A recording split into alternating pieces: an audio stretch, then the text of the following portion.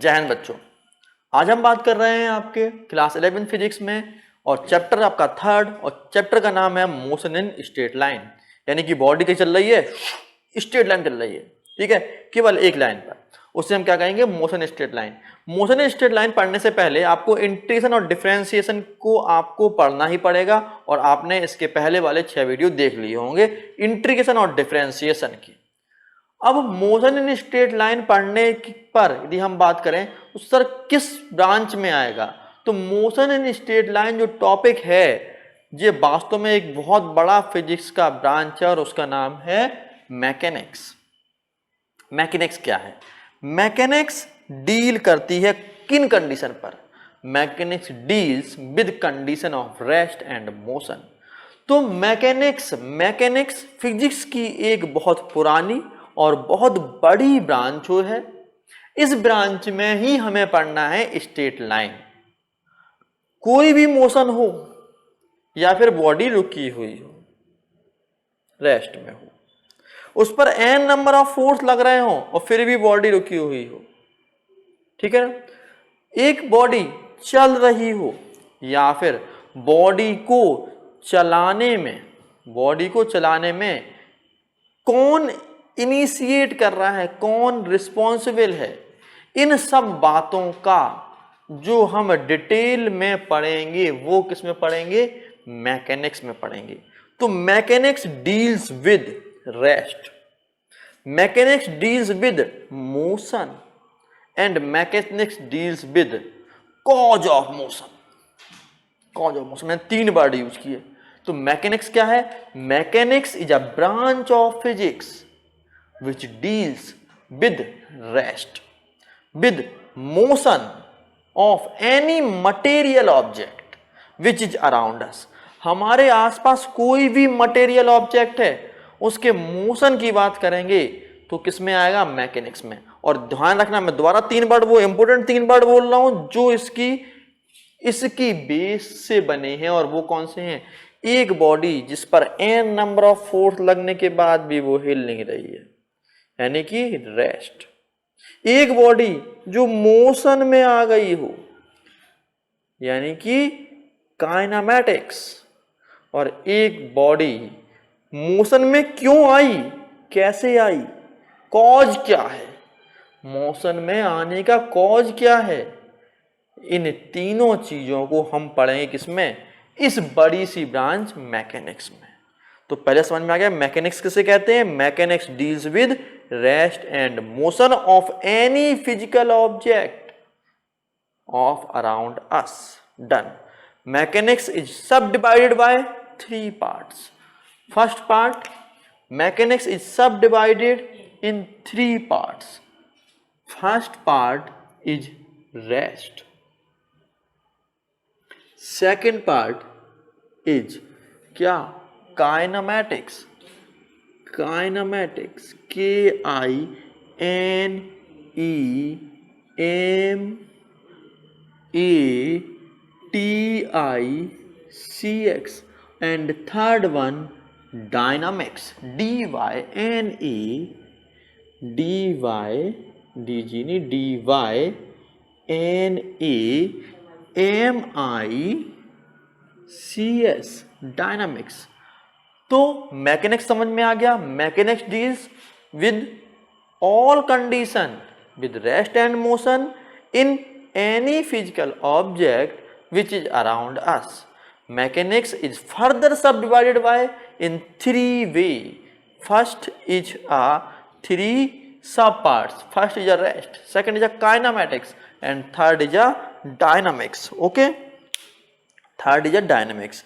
अब now we come in rest. Rest क्या है?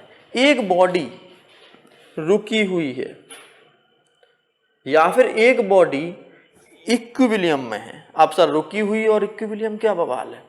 बेटा रुकी हुई है, रेस्ट में मतलब उस पर कोई फोर्स काम नहीं कर रहा और बॉडी स्टेशनरी है। या फिर एक बॉडी पर n नंबर ऑफ फोर्स काम कर रहे हैं फिर भी बॉडी हिल नहीं रही, उसे हम बोलते हैं इक्विलिब्रियम कंडीशन। यानी बॉडी रुकी हुई है या फिर इक्विलिब्रियम में है और उसके बारे में जो भी बातें होंगी वो किस में करी जाएंगी, रेस्ट में करी जाएंगी, या फिर स्टैटिक बोलते हैं रेस्ट, और मैं लिख देता हूं इसको static, STATICS, statics, static, STATICS, static means at rest और एट इक्विलिब्रियम कंडीशन। बात समझ में आ गई? स्टैटिक मतलब क्या है? At rest, at rest, at rest, या फिर एट कौन सी कंडीशन? Equilibrium condition. इक्विलिब्रियम कंडीशन की spelling EQULIBRIUM,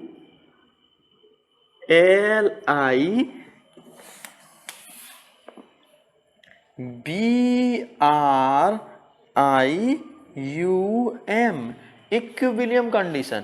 okay, equilibrium condition, ठीक है ना, एट रेस्ट, और यदि उस पर n नंबर ऑफ फोर्स लग रहे हैं फिर भी बॉडी रुकी हुई है तो हम क्या बोलते हैं? Equilibrium condition. डन। अब आते हैं काइनेमैटिक्स। काइनेमैटिक्स क्या है? ठीक है ना, यदि कोई ऑब्जेक्ट मोशन में है, यदि कोई ऑब्जेक्ट मोशन में है, काइनेमैटिक्स मतलब क्या है? If any object in motion then object without consideration of its causes, यानी कि हमें काइनेमेटिक्स डील क्या करती है? डिस्प्लेसमेंट। हमें किससे मतलब है? डिस्प्लेसमेंट से, ठीक है ना, वेलोसिटी से, एक्सेलरेशन, सब किस में आएंगी जी? सब काइनेमेटिक्स। हमें इसका कॉज से कोई मतलब नहीं है, और यदि हमें इसके मोशन के कॉज, किसमें? डिस्प्लेसमेंट मोशन में है, और मोशन के कॉज, कॉज ऑफ मोशन, यदि कॉज ऑफ मोशन की बात करेंगे तो वो किस में आएगा? डायनामिक्स में आएगा। आपने पढ़ लिया, समझ में आ गया। मैकेनिक्स क्या है? मैकेनिक्स रेस्ट में और किसी ऑब्जेक्ट के बारे में बात करती है। मैकेनिक्स को फर्दर साथ डिवाइड किया, static, kinematic and dynamic. Static मतलब बॉडी रुकी हुई है या फिर उस पर n नंबर ऑफ फोर्स के लगने के बाद भी बॉडी रुकी हुई है, तो वो कंडीशन कौन सी? इक्विलिब्रियम कंडीशन, ठीक है ना। नेक्स्ट आपके आते हैं काइनेमेटिक्स। काइनेमेटिक्स में बॉडी के मोशन के बारे में सारी बातें, जैसे कि displacement, distance travel, initial velocity, final velocity, time taken, ठीक है ना, और क्या हुआ? और आपका हुआ एक्सेलरेशन, रिटार्डेशन, सारी किस में आएंगे? काइनेमेटिक्स में। अब बॉडी चली कैसे? हाँ, कुछ और भी आएंगे काइनेमेटिक्स में, जैसे कि एंगुलर वेलोसिटी, एंगुलर एक्सेलरेशन, सब किस में आएंगे? काइनेमेटिक्स में। अब आते डायनामिक्स। किसकी वजह से बॉडी चली? मार्कर यहां आया, क्या किया? फोर्स अप्लाई किया। मार्कर घूमा, क्या अप्लाई किया? टॉर्क अप्लाई किया। इसका मतलब डायनेमिक्स किस में डील कर रहा है? डायनेमिक्स डील कर रहा है कॉजेज ऑफ मोशन। किसकी वजह से बॉडी में मोशन प्रोड्यूस हुआ? तो dynamics deals with causes of motion. बात समझ में आ गई होगी आपको इतनी बात? चलिए भाई, जब इतनी बात समझ में आ गई तो अब आते हैं सबसे पहले हम लोग आपके फर्स्ट पॉइंट पर, और वो है आपका रेस्ट और मोशन पर, ठीक है ना। चलिए, फर्स्ट पॉइंट क्या है आपका? Rest and motion. रेस्ट क्या है? जब बॉडी रुकी हुई है, और मोशन क्या है? When any body change its position with respect to time. यदि कोई बॉडी अपनी जगह, आप पढ़ चुके हो ना, रेस्ट का मतलब बॉडी अपनी जगह पर फिक्स है, चेंज नहीं हो रही टाइम के बाद, उसे हम क्या बोल रहे थे? रेस्ट में, ठीक है ना। तो rest of an object is said to be rest is gone not change its position with respect to time. यदि कोई बॉडी अपने टाइम के हिसाब से अपनी पोजीशन चेंज नहीं कर रही है तो उसे हम क्या बोलेंगे? It's body at rest. And same body if change its position with respect to time, यदि कोई बॉडी समय के साथ में अपनी पोजीशन को कंटिन्यू चेंज करती जा रही है, अभी यहां पर है, अगले सेकंड पे कहीं और भी, और अगले सेकंड पे कहीं और भी है, तो उसे हम क्या बोलेंगे? मोशन बोलेंगे। आप 9th क्लास में पढ़ चुके हैं। अब एक नया टर्म बताना है मुझे, वो है फ्रेम ऑफ रेफरेंस। ये क्या बात रही। फ्रेम ऑफ रेफरेंस क्या है, आप समझो बेटा। फ्रेम ऑफ रेफरेंस समझ लो, बुक्स में आपको इसकी डेफिनेशन मिल जाएगी किसे कहते हैं। मैं आपको एक बार फ्रेम ऑफ रेफरेंस पर ला रहा हूँ। यदि मैं आपसे कहूँ कि इस समय ताजमहल मोशन में है कि रेस्ट पर है, आप एक ही वर्ड कहेंगे, sir Taj Mahal is always at rest. Taj Mahal हमेशा रुका हुआ था, आज भी रुका हुआ है, कल भी, और हमेशा रुका ही रहा, आज तक कभी चला ही नहीं। लेकिन अब यदि मैं कहूँ कि तुम स्पेस में पहुंच जाओ बेटा, और स्पेस से अब ताजमहल को देखो, क्या तुम्हें ताजमहल रुका हुआ दिखेगा? तुम्हारा एक ही बात होगा, नहीं sir Taj Mahal is rotating because earth is rotating. क्या चेंज हो गया? तुम्हारा ही आंसर चेंज हो गया। पहले तुम ही कह रहे थे कि ताजमहल एट रेस्ट, अब तुमने क्या किया? Taj Mahal is motion. तुमने कहा ताजमहल इज रोटेटिंग क्योंकि your view has been changed. क्या चेंज हुआ? तुम्हारा फ्रेम चेंज हो गया, फ्रेम ऑफ रेफरेंस चेंज हो गया। बस यही तो फ्रेम ऑफ रेफरेंस है। यानी कि समझना, यदि तुम एक बस में बैठे हो तो तुम्हारा साथी फेलो ट्रैवलर कैसा होगा? रेस्ट में होगा। लेकिन बाहर से तुम किसी को देख रहे हो और तुम्हें कोई बाहर से देख रहा है, तो तुम कैसे दिख रहे हो? चलती बस में तुम मोशन में दिख रहे हो। तो डिफरेंस क्या समझ में आया? डिफरेंस समझ में आया कि सर रेफरेंस पॉइंट क्या है, हम किस तरह से देख रहे हैं, इसी को हम बोलते हैं frame of reference. Frame of reference क्या है कि तुम किस फ्रेम से देख रहे हो, किसी मोशन वाली या किसी रेस्ट वाली ऑब्जेक्ट पर। ठीक है ना? अब मैं तुमसे एक बात पूछूं, क्या तुम यूनिवर्स में तुम कोई ऐसे ऑब्जेक्ट का नाम बता सकते हो जो रेस्ट में हो? बताओ भैया, सोचो। Please give me a one object name which is at rest. Sir पेड़ हते हैं, कबू ना चलते हैं, यही तो कहोगे। आपके टीचर ने पढ़ाया होगा कि पेड़ इन ऑलवेज एट रेस्ट, रुके रहते हैं हमेशा, उनकी जड़ें अर्थ को पकड़ी रहती हैं। लेकिन अर्थ रोटेट कर रही तो फ्रेम ऑफ रेफरेंस चेंज करते ही क्या हुआ? पेड़ भी मोशन में आ गया यार। इस संसार, इस यूनिवर्स में आज तक कोई ऐसी चीज नहीं है जो 100% रेस्ट में हो। यानी कि इस वर्ल्ड में, इस यूनिवर्स में रेस्ट में कोई ऑब्जेक्ट है ही नहीं। यदि आप सन की बात करें, अर्थ की बात करें, तो ये भी किसी न किसी एक्सिस पे, और यदि आपकी गैलेक्सी की बात करें तो वो भी रोटेशन में है। यानी कि एब्सोल्यूट रेस्ट पर इस समय कोई नहीं मिलेगा। यानी कि सारे ऑब्जेक्ट क्या कर रहे हैं? चल रहे हैं बाबा, चल रहे हैं और बाबा चल रहे हैं। तो एब्सोल्यूट रेस्ट में इस समय not any object, not any single object in the universe at a absolute rest. इस समय रेस्ट में कोई भी ऑब्जेक्ट नहीं है, ध्यान रखना। यानी कि सारे ऑब्जेक्ट कैसे कर रहे हैं? समय मोशन में है। अब एक नेक्स्ट पॉइंट, नेक्स्ट तुम्हारा पॉइंट है पॉइंट ऑब्जेक्ट। सर ये क्या आगे जो बता दिया आपने, पॉइंट ऑब्जेक्ट। पॉइंट ऑब्जेक्ट ये क्या है बेटा? पॉइंट ऑब्जेक्ट क्या है इसको और समझो। यदि तुम्हारी नापी गई दूरी और जिसको तुम रेफरेंस ले रहे हो उसके कंपेयर में बहुत ज्यादा डिफरेंस है, तो उसे हम बोलेंगे पॉइंट ऑब्जेक्ट। एग्जाम्पल ले रहा हूं, मेरे पास एक बोतल है। इस बोतल से क्या मैं इस बोर्ड की लेंथ ब्रेथ नाप सकता हूं? बिल्कुल, 1 2 3, ठीक है ना?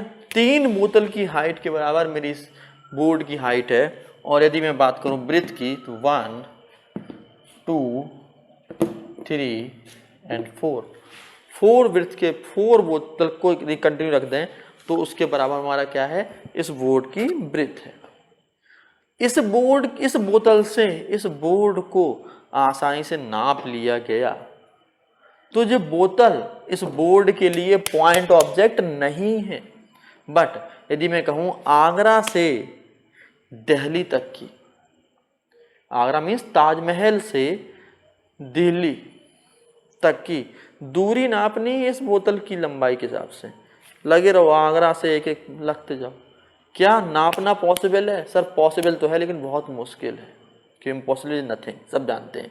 मेरे ही लाइन होती है, मेरे सबको पता है कि हरवंश सर हमेशा कहते हैं नथिंग इज इम्पॉसिबल, इम्पॉसिबल कोई चीज़ नहीं है। तो यानी इम्पॉसिबल तो नहीं है लेकिन क्या है, मुश्किल बहुत है। यानी इसकी लेंथ की, इसकी हाइट के कंपेयर में आगरा दिल्ली के बीच की दूरी बहुत ज़्यादा है। तो आगरा दिल्ली के बीच की दूरी के हिसाब से मेरी बोतल की हाइट क्या कहलाएगी? पॉइंट ऑब्जेक्ट कहलाएगी। एक एग्जांपल और ले रहा हूँ, ये मेरा मार्कर है, इस मार्कर से मुझे आपके स्कूल के पूरे प्लेग्राउंड की पेरीमीटर नापनी है, दिनों लग जाएंगे दिनों। तो ये मार्कर क्या कहलाएगा? ये मार्कर कहलाएगा पॉइंट ऑब्जेक्ट। कब? जब हम आपके प्लेग्राउंड को नाप रहे हैं। यदि मैं कहूँ इसी मार्कर की हेल्प से मुझे इस बुक की पेरीमीटर नापनी है, मुझे इस बुक की पेरीमीटर नापनी है इस मार्कर की हेल्प से। एक मिनट में नाप लो सर, 1 2 3 4 5 एंड 6.5 लगभग गई, ठीक है ना। तो आसानी से कंडीशन नापी जा सकती है। तो उस कंडीशन में ये मार्कर पॉइंट ऑब्जेक्ट नहीं है। बात समझ में आ गए? यदि कोई भी ऑब्जेक्ट के कंपेयर में दूसरी कोई बड़ी चीज उससे नापना पॉसिबल है, लेकिन बहुत आसानी से पॉसिबल है, that's not is a point object. But इसी मार्कर की जैसे मुझे प्लेग्राउंड की दूरी नापनी हो या फिर 5 किलोमीटर दूरी नापनी हो तो जो क्या कहलाएगा? पॉइंट ऑब्जेक्ट कहलाएगा। यदि मैं कहूँ कि इस कमरे में मैं खड़ा हूँ, तो क्या मैं पॉइंट ऑब्जेक्ट नहीं हूँ? क्योंकि मैं ही 5 फुट 6 इंच का हूँ और फिर एक औरत नहीं है, बाकी नहीं है। यदि मैं कहूँ कि एक में 25 मंजिल लंबी इमारत, 25 मंजिल लंबी बिल्डिंग है, उसके नीचे खड़ा हूँ, तो मैं क्या हूँगा? मैं पॉइंट ऑब्जेक्ट हूँगा। समझ गए बात? किसी के कंपेयर में कोई दूसरी लंबाई बहुत छोटी है तो उसे क्या बोलेंगे? पॉइंट ऑब्जेक्ट बोलेंगे। आपने पॉइंट ऑब्जेक्ट का कॉन्सेप्ट बहुत अच्छी तरह समझ लिया। बुक्स में आपको n नंबर ऑफ डेफिनेशन मिल जाएंगे, ठीक है ना। पॉइंट ऑब्जेक्ट डन हो गया। अब आते हैं नेक्स्ट टॉपिक तुम्हारा जो है, और वो है मोशन इन अ 1 डायमेंशन, 2 डायमेंशन और 3 dimension. Motion in 1D 2D और 3D। जी क्या है बेटा? देखो, यदि कोई ऑब्जेक्ट किसी एक स्पेसिफिक डायरेक्शन में जा रहा है उसे हम बोलेंगे मोशन इन 1 डायमेंशन। कैसे? यदि मैं कह रहा हूं कि एक आपका आंट है, चली जा रही है सीधी, मोशन इन 1 डायमेंशन। अब जिसकी मोशन को डिफाइन करने के लिए हमें कोई 2 एक्सिस की जरूरत पड़े, जिसमें केवल एक एक्सिस की जरूरत पड़ेगी, उसे हम क्या बोलेंगे? 1 डायमेंशन। लेकिन आप कहो सर कि अब आपने एक एग्जाम्पल ले लिया कि सर मेरी आंट एक तिरछे कोण में जा रही थी, ना एक्स पे जा रही ना वाई एक्स पे जा रही, तो हम क्या करेंगे? उस कंडीशन में हम अपना एक्सिस को थोड़ा रोटेट कर लो। हमने अपना एक्सिस रोटेट कर देंगे तो अब तो एक ही एक्सिस पे जा रही ना, भाषण में आ गई ना। यानी कि यदि तुम्हारे पास यदि कोई आंट यहाँ जा रही है, कैसे 1 डायमेंशन कह देंगे? बिल्कुल कह देंगे। हमारा एक्स एक्सिस जो हो गया, वाई एक्सिस जो हो गया, वाई डैश एक्स डैश जो ओरिजिन। अब तो एक एक्सिस पे पैरेलल चल रही है, एक्स के पैरेलल चल रही है, तो ये क्या कहलाएगी? 1 डायमेंशन। यानी कि ऐसी मोशन जिसको डिफाइन करने के लिए हमें ओनली एक एक्सिस की जरूरत पड़े, या फिर वो एक्स एक्सिस हो, या फिर वो वाई एक्सिस हो, या फिर वो जेड एक्सिस हो, किसी एक एक्सिस की जरूरत पड़े तो उसे हम बोलते हैं मोशन इन 1 डायमेंशन। फिर 2 डायमेंशन क्या है? ऐसा मोशन जिसके लिए हमें 2 एक्सिस की जरूरत पड़े। जैसे कि आपकी कोई इंसेक्ट किसी वॉल पर चल रहा है, एक इंसेक्ट इस व्हाइट बोर्ड पे चलता हुआ जा रहा है, तो इसमें एक्स एक्सिस पे भी बढ़ेगा और वाई एक्सिस पे भी बढ़ेगा, या फिर जेड एक्सिस बनेगा, जिसमें आपके 2 प्लेन की जरूरत पड़े। 2 प्लेन मतलब 2 एक्सिस की जरूरत पड़े, उसे हम क्या बोलते हैं? मोशन इन अ प्लेन बोलते हैं, जिसमें 2 एक्सिस की जरूरत पड़े। और ऐसा मोशन जिसमें कि आपको एक्स एक्सिस वाई एक्सिस हो जाए, यानी कि तीनों की जरूरत पड़ जाए, यानी कोई बॉडी चेंज हो रही हो, कब? एक्स एक्सिस पे भी चेंज हो रही हो, वाई पे भी चेंज हो रही हो, जेड पे भी चेंज हो रही हो। जब तीनों एक्सिस पे चेंज हो रही है, जैसे कि आपकी काइट, पतंग उड़ती है, ऊपर भी आती है, आगे बढ़ती है, और ऊपर गई, आगे बढ़ी, और इधर भी गई, ठीक है, किसी डिपेंडेंट डायरेक्शन में गई, ठीक है ना। तो उस वाले को हम क्या बोलेंगे? मोशन इन 3 डायमेंशन, यानी कि एक ऑब्जेक्ट किसी एक पर्टिकुलर डायरेक्शन में जा रहा है, मोशन इन 1 डायमेंशन। एक ऑब्जेक्ट किन्हीं 2 एक्सिस चल रहा है, यानी कि X axis Y axis, Y axis Z axis, Z axis X axis, या एक्स जेड, कोई 2 एक्सिस चल रहा हो, तो उसे हम बोलेंगे मोशन इन प्लेन और 2 डायमेंशन मोशन, कोई भी 2 डायमेंशन। और यदि कोई एक्सिस तीनों एक्सिस पे काम कर रहा हो, यानी एक्स एक्सिस, वाई एक्सिस और ऊपर जेड, एक्स वाई और जेड तीनों पे काम कर रहा है, एक्स वाई जेड तीनों पे काम कर रहा है, तो उसे हम क्या बोलेंगे? 3 डायमेंशन मोशन या 3D मोशन। और इसका दूसरा नाम है motion in space. Motion in single एक डायरेक्शन में जाना है तो मोशन इन स्ट्रेट लाइन, 2 पे जाएगा तो मोशन इन प्लेन, और 3 डायमेंशन में काम कर रहा है तो मोशन इन स्पेस। बात में आ गई ना? इतनी बात समझ में आ गई, इतना दोबारा समझिए। कुछ ऑब्जेक्ट, पॉइंट ऑब्जेक्ट किसे कहते हैं, मैकेनिक्स किसे कहते हैं, रेस्ट में किसे कहते हैं, और इसके बाद हम आते हैं कुछ डेफिनेशन पर आगे वाले वीडियो में। तब तक के लिए जय हिंद बच्चों, गुड बाय।